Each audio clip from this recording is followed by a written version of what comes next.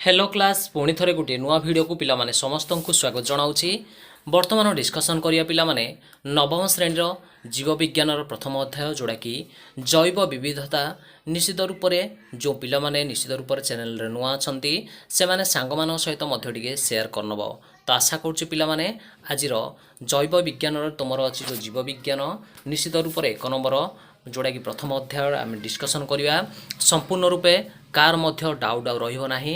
आशा करुच्ची समस्ते भल भाव भिडियोटी को देखि नब।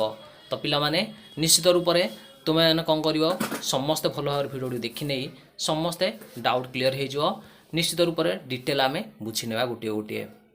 तो पिला माने जैव विविधता विषय पढ़िया ता पूर्व जाना पड़ो।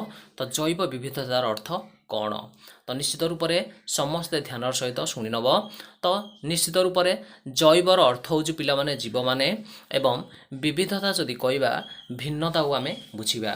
तो आशा करुच्ची भलरे बुझी नब समस्ते जीव मानकर जदि भिन्नता आसिला दैट मीन्स विभिन्न प्रकार जदि आम जीव कहवा से कौन आसो विभिन्नता आसो दैट मीन्स संपूर्ण रूप से अध्याय आम डिस्कसन करवा पढ़ा जे किपरि जीव मानकर परिवेश अनुसार भिन्न भिन्न परिवेश रे विभिन्न प्रकार जीव माने रोचंती बास कर।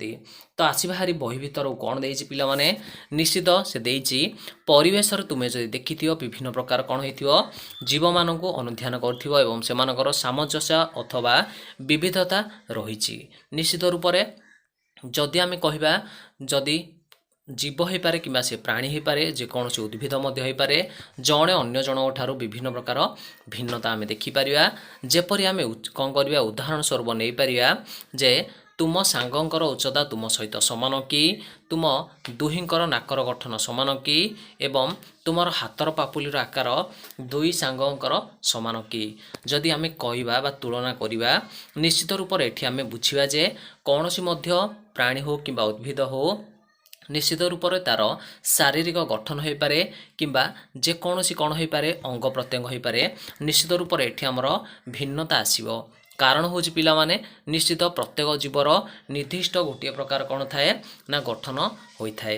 तो अलग अलग निश्चित रूप से आम पाइबा से आम कहीपे जैवर विभिन्नता अच्छी भिन्नता अच्छी निश्चित रूप से आम डिस्कसन करिया यही अध्याय। तो देखिबा विविधता कौन दे देछि तुम बही रे। तो विविधतार अर्थ होला भिन्नता पिला माने जेपरिक आम कहीनेबा वर्तमान सांग तुम सहित कि तुम सांग को तुलना कले जापर कि मनुष्य कि माकड़ सहित किसी सामंजस्य कि पार्थक्य रही समस्ते जानते। जदि आम कहीनेबा मनुष्य एवं कौन अच्छी माकड़ किसी समानता थाए एवं तार किसी पार्थक्य आम देखिपर। जदि आम पुणी थे कहीनेबा आउ कौन ना जदि गोटे गाय को आम तुलना करवा निश्चित रूप से आम देखिपर जे गाय भितर एवं मनुष्य भितर कौन अच्छी विभिन्न कौन अच्छी पार्थक्य रही कौन सी सामंजस्य नाही पिला माने। तो ये मन रखिनेबा किंतु पिला माने गोटे देसी गाय किंबा जर्सी गाय आम जदि कहवा कथा देसी गाय जर्सी गाय भली देखा जाउछि कि समस्त गाय एक प्रकार देखा जाउछि कि एवं आमे देसी गाय गोठ भितर थिबा जर्सी गाय को चिन्ह पारिया कि एही चिन्ह पाई आमे आधारर मापकाठी कौन हेबो। तो पिला माने एठू आम संपूर्ण रूपे बुझिले समस्त को क्लीयर रे बुझे दौर समस्ते भेरी भेरी इंपोर्टेंट मन रखि न पिला माने जदि निश्चित रूप से आम कौन सी अलग जदि किसी प्राणी बा उद्भिद हो जदि आम कौन करवा तुलना करवा तो निश्चित रूप से सेठी अन्य अनेक सामंजस्य पाइबा जोड़ा कि कौन सी पार्थक्य बा आम कौन सी समानता पाइबा नाही। जदि आम कहवा भिन्न भिन्न दुईटी प्राणी मन रखिनेबा जदि भिन्न भिन्न जातिर दुईटी प्राणी होइथिबो सेठी आमे कौन पाइबा पार्थक्य बहुत पाइबा पिला माने मन रखि नब किंतु जो सामंजस्य आसरी से सामंजस्य आमे बहुत कम पाइबा। जेपरिक मु उदाहरण नेली गोटे गाय आ गोटे मनुष्य तो निश्चित से दुईटी जातिर भिन्न भिन्न प्राणी होइथिबारु सेमान मध्यरे आमे निश्चित रूप से पार्थक्य अधिक पाइले एवं सामंजस्य कम पाइले। किंतु जदि आम कहीनेबा दुईटी गोटे जातिर जदि गोटे जातिर प्राणी होइथिबो दुईटी भिन्न भिन्न प्राणी होइथिबो गोटे जातिर जेपरिक गाय कथा कहवा समस्त गाय जदि गोटे जातिर अटंती से गायर हूँ विभिन्न प्रकार जर्सी कहीनब देसी कहीनब तो जदि भिन्न भिन्न प्राणी हेले मध्य गोटे जाति हेले मध्य निश्चित रूप से सेमानठारे सामंजस्य पिला माने बहुत अधिक आमे पाइबा समानता आमे अधिक देखिपर एवं पार्थक्य कम देखिपर। आशा करुँची जदि भिडियोटी भल लगुच कि बुझा पड़ुछि तुमको किसी साहाय्य दूसरी निश्चित रूप से पिला माने भिडियोटी को लाइक करनब सांग मानू शेयर करनब। तो निश्चित रूप से पर देखि नवा पिला माने कौन सी जदि देसी गाई जर्सी गाई भली देखा जाउचे कि निश्चित रूप से गोटे देसी गाईटे गोटे जर्सी गाई भली देखा ना सर्वदा गोटे जर्सी गाईटे गोटे देसी गाई भली देखा जदि जर्सी गाईटी देसी गाईर गोटे रमें चिन्ह पारिया कि निश्चित रूप से चिन्ह पारिया ताकू बुझीपार। जदि चिन्ह पार ना कहीं ना समस्त उत्तर लिखिनब बुझीपार। तो आशा करुँची जदि जर्सी गाईर गठन देखा एवं देसी गाईर गठन देखा तो सेमानकर संपूर्ण रूपे शारीरिक गठन एका प्रकार होता है कारण कौन पिला माने निश्चित रूप से सेमानठारे सामंजस्य अधिक देखा जाए समानता अधिक देखा जाए बुझीपार। नेक्स्ट आसी पिला माने केतेक विशेष लक्षण अच्छी जोड़ा कि देशी और जर्सी गाई को एक गोष्ठी करुवा अथवा से अलग अलग कौन करए निश्चित रूप से चिन्हट करए। जेपरि पृथ्वी पृष्ठ थी असंख्य जीव मानक अनुध्यान कले आम जापर कौन ना एक बैक्टेरियार कौन अतिका छोट हेले खाली आखि को देखा जाए ना। जदि गोटे छोट प्राणी कथा कहवा जेपरि कहली ये बैक्टेरियाटा निश्चित रूप से जार कि दैर्घ्य और प्रस्थ को आम माइक्रोमीटर में मापिपर खाली आखिरे जहाँ देखिपारू ना निश्चित रूप से आम अति क्षुद्र एकक प्रकाश करवा जेपरिक माइक्रोमीटर मन रखी नब। तो पिला माने 1 माइक्रोमीटर आसला हारी 10⁻⁻⁶ मीटर एटा संपूर्ण रूप 1 मार्किया समस्ते मन रखी ने। किंतु पिला माने आउरी जदि ताठारू टिके बड़ प्राणी कथा कहना बा विराट आकार जदि आम प्राणी कथा कहवा तिमी माछ हो पारे कि रोजवुड भली बृहत्काय गछ गुड़िक बड़ बड़ जेपरिक आम कहीपर आम से मीटर प्रकाश करिपारिया जेहेतु से आकार बहुत बड़। तो किपरि ना निश्चित रूप से 30 ରୁ 100 मीटर हो पारती से उच्चता तो से आम मीटर प्रकाश करिपारिबा। तापर आसिब हरि जीव मानकर जीवन कोश में विशेष असमानता रही जो सागुआण बा टीक गछ प्राय निश्चित रूप से 100 ରୁ 150 वर्ष बंचुवा बेले कलिकतार पिला माने अच्छी बटनिकाल गार्डन जोड़ा कि सेठी गोटे विशेष कौन अच्छी बट वृक्ष अच्छी जोड़ा कि 200 वर्ष रु अधिक बंचा पिला माने तापर मन रखी ना आउ कौन कौन देछि निश्चित रूप से जदि आम कहवा केतेक प्राणीकर निश्चित जोड़ा कि कईच कथा कही ना 200 वर्ष मन रखिपार। तो केतेक कईच अच्छी जो मैंने 200 वर्ष पर्यंत बंची रही पार्टी एवं विभिन्न प्रकार प्राणी अच्छा जो मैंने कि जेपरिक भिन्न भिन्न शारीरिक गठन एवं आकर्षणीय देखा जाउछन्ती। जेपरि कहीपर मयूर पिंछर मयूरर पिंछटी बहुत आकर्षणीय अटे।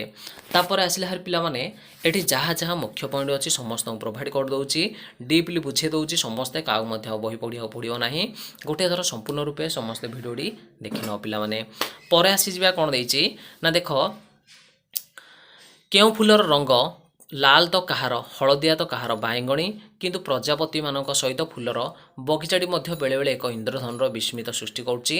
कारण पिला माने एठी भिन्न भिन्न रंग धारण होता है कहीं ना भिन्न भिन्न कौन हो प्राणी मानकर शारीरिक गठन भिन्न भिन्न होइथिबारु सेमानकर विभिन्न प्रकार कौन होची ना रंग सृष्टि होता है। जेपरिक प्राकृतिक परिवेश रे एक भिन्नता सुस्पष्ट आम देखिपर निश्चित रूप से विभिन्न प्राणी आम देखुंती किंतु आम कहवा जदि कौन सी प्राकृतिक परिवेश रे प्रकृतिर अनन्य विभिन्नता को नहीं भिन्न भिन्न प्रकार प्राणी मानकर एकत्र सहावस्थान को जीव मानकर विविधता तथा जैव विविधता बा जैव विविधता बोली बा जीव जगतर विविधता बोली कहवा 2 मार्किया क्वेश्चन समस्ते मन रखि नब बुझीपार समस्ते।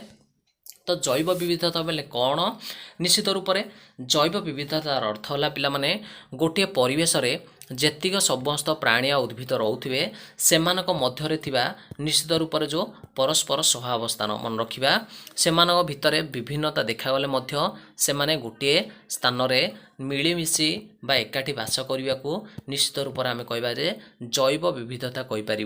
तो मन रखी न भेरी भेरी इंपोर्टेंट 2 मार्किया क्वेश्चन बुझीपार।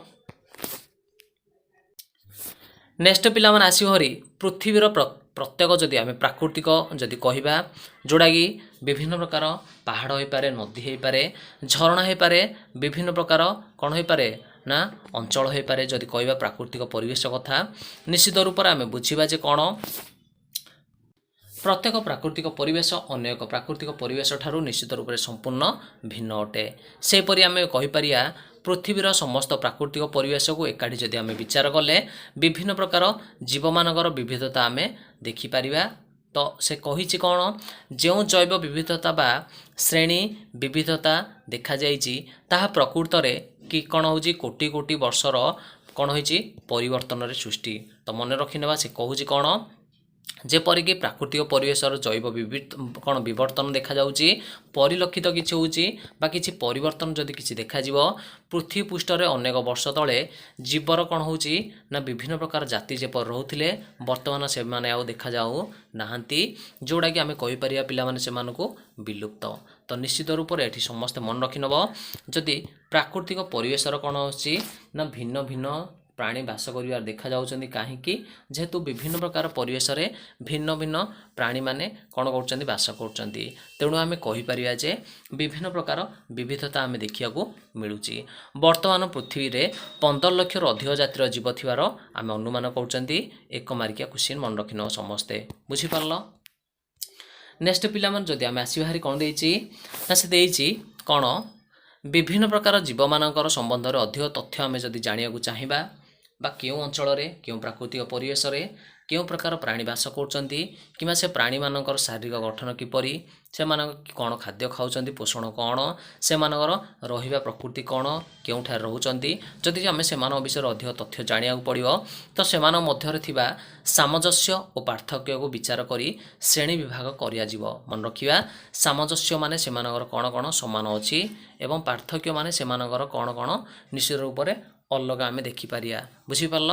ତ ଯଦି ଆମେ ବିଚାର କରିବା ବା ଜାଣିବାକୁ ଚାହିଁବା ତ ନିଶ୍ଚିତ ଆମେ ସମାନତାକୁ ଆଉ ପାର୍ଥକ୍ୟକୁ ବିଚାର କରି ଆମକୁ ବୁଝିବାକୁ ପଡ଼ିବ। ତେଣୁ ବୈଜ୍ଞାନିକ ଭାଷାରେ ଏହି ପଦ୍ଧତିକୁ କହିବା ମନେ ରଖିନେବା।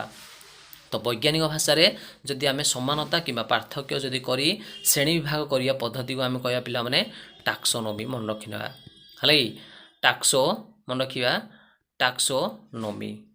ଟାକ୍ସୋନୋମି ଭେରି ଭେରି ଇମ୍ପୋର୍ଟାଣ୍ଟ ପଏଣ୍ଟଟା ମନେ ରଖିନେବ। ଟାକ୍ସୋନୋମିର ଅର୍ଥ ହେଲା ଯେ କୌଣସି ମଧ୍ୟ ଜୀବମାନଙ୍କ ବିଷୟରେ ଯଦି ଆମେ କିଛି ତଥ୍ୟ ଜାଣିବାକୁ ଚାହିଁବା ତେଣୁ ସେମାନଙ୍କୁ ଆମେ କ'ଣ କରିବାକୁ ପଡ଼ିବ, ପ୍ରଥମେ ସାମଞ୍ଜସ୍ୟ ଏବଂ ପାର୍ଥକ୍ୟ କରି ବିଚାର କରି ଶ୍ରେଣୀ ବିଭକ୍ତ କରିବାକୁ ପଡ଼ିବ। ତ ସେଇଟାକୁ ପିଲାମାନେ ଟାକ୍ସୋନୋମି କୁହାଯାଏ ବୈଜ୍ଞାନିକ ଭାଷାରେ। ଶ୍ରେଣୀ ବିଭାଗ କଲେ କ'ଣ ହେଉଛି ନା ବିଭିନ୍ନ ପ୍ରକାର ଜୀବମାନଙ୍କୁ ଚିହ୍ନିବା ସହଜ ହୋଇପାରେ, ସେମାନଙ୍କ ବିଷୟରେ ଅଧିକ ତଥ୍ୟ ମଧ୍ୟ ଜଣାଯାଇପାରେ, ବୁଝିପାରିଲ ବା ଜାଣିପାରିବା। ଯେପରି ପରସ୍ପର ସମ୍ବନ୍ଧରେ ମଧ୍ୟ ଜାଣିପାରିବା ତ ବିଭିନ୍ନ ପ୍ରକାର ସେପରି ଆମେ ଟାକ୍ସୋନୋମିରେ ସେମାନଙ୍କୁ କ'ଣ କରୁଛନ୍ତି ଭାଗ କରିଦେବା ଉଚିତ, ବୁଝିପାରିଲ, ଯେହେତୁ ସେମାନଙ୍କ ବିଷୟରେ ଅଧିକ ଆମେ ଜାଣିପାରିବା। ପରବର୍ତ୍ତୀ ପିଲାମାନେ ଆସିବା ହାରି କ'ଣ ଦେଇଛି ବିଭିନ୍ନ ଯଦି ପରିବେଶ କହିପାରିବା ବା ପ୍ରାକୃତିକ ବିଜ୍ଞାନ କହିପାରିବ, କୃଷି ବିଜ୍ଞାନ କହିପାରିବ, ବିଭିନ୍ନ ପ୍ରକାର ଯଦି ଆମେ ଅଧ୍ୟୟନ ବିଷୟରେ କହିପାରିବା ବର୍ତ୍ତମାନ ସମସ୍ତଙ୍କ ବିଷୟରେ ଅଧ୍ୟୟନ କଲା ପରେ ଜୀବମାନଙ୍କୁ ଚିହ୍ନଟ ବା ଶ୍ରେଣୀବିଭକ୍ତ କରିବାରେ ଆମ ପକ୍ଷରେ ଅତି ସହଜ ହୋଇପାରୁଛି, ଯେପରିକି ଆମର ନୂତନ ଜ୍ଞାନ କୌଶଳ ଉପଲବ୍ଧ ହୋଇଯାଇଛି।